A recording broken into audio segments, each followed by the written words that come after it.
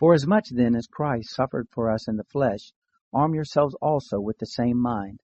For he who has suffered in the flesh has ceased from sin, that you no longer should live the rest of your time in the flesh for the lust of men, but for the will of God. For we have spent enough of our past time living in doing the desire of the Gentiles, and to have walked in lewdness, lust, drunken binges, orgies, carousings, and abominable idolatries. They think it is strange that you don't run with them into the same excess of riot, blaspheming, who will give an account to him who is ready to judge the living and the dead. For to this end was the gospel preached even to the dead, that they might be judged indeed as men in the flesh, but live as to God in the Spirit. But the end of all things is near. Therefore be of sound mind, self-controlled, and sober in prayer. And above all things be earnest in your love among yourselves, for love covers a multitude of sins. Be hospitable one to another without grumbling. According as each has received a gift, be ministering it among yourselves as good stewards of the grace of God in its various forms.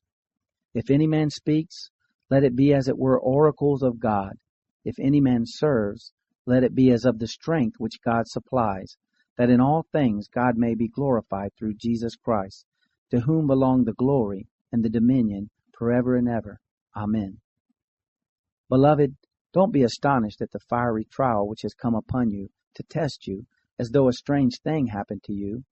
But because you are partakers of Christ's suffering, rejoice, that at the revelation of his glory also you may rejoice with exceeding joy. If you are insulted for the name of Christ, blessed are you, because the Spirit of glory and of God rests on you.